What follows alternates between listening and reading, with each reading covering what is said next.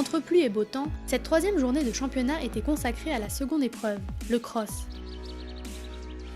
Réputé pour ses obstacles naturels joliment conçus, le Mondial du Lion a encore accueilli beaucoup de public.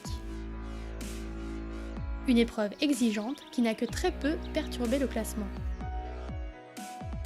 Chez les 6 ans, Easy Taylor et Monkeying Around confortent leur pole position avec un sans faute dans le temps. Mais ses concurrents directs n'ont pas commis d'erreur non plus, la moindre barre pourrait la faire sortir du podium.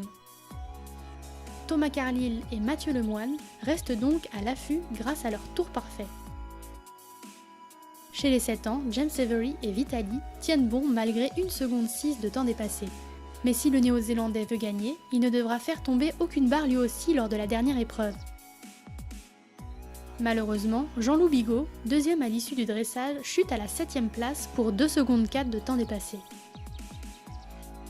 La bonne performance française est signée Astier Nicolas. Avec son cheval Alerta Malibor, ils n'ont encaissé aucun point sur cette épreuve et réalisent le chrono parfait. Le cross est très bien passé, le cheval est assez sûr et effectivement il a délivré une performance assez classique, aux ordres partout, assez dans la facilité, c'est un régal. Ce couple champion de France dès 7 ans confirme son talent. Fils de Yearland Summersong, ce jeune cheval fait la fierté de son essor. Je pense que quand on est éleveur, on n'est pas très objectif. C'était un fils de Summersong, donc moi j'ai dit il est forcément bon. C'était un fils de la poulinière de mon mari, donc elle m'a dit c'est forcément bon.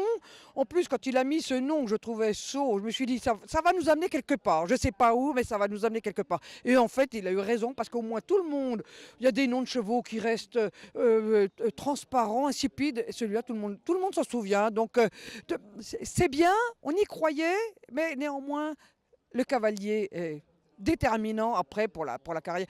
Et ça ne veut pas dire que je n'aime pas les amateurs. Il y a de la place pour tout le monde. Mais sur des projets comme ça, quand les chevaux sont très dans le sang, le cavalier c'est important, très important.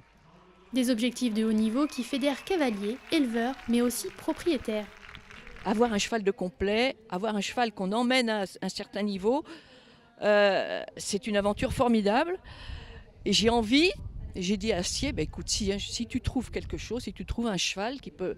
Moi, j'ai envie de participer à une aventure comme ça et de l'emmener, mais pas pour le vendre. Hein. C'est vraiment pour se faire plaisir, pour dire vive la France et puis pour l'emmener assez loin, quoi. Basé sur des relations de confiance solides, le vice-champion olympique individuel semble avoir trouvé son futur crack. C'est un cheval qui est assez bon dans toutes les disciplines, toutes les phases du complet, et qui a en plus...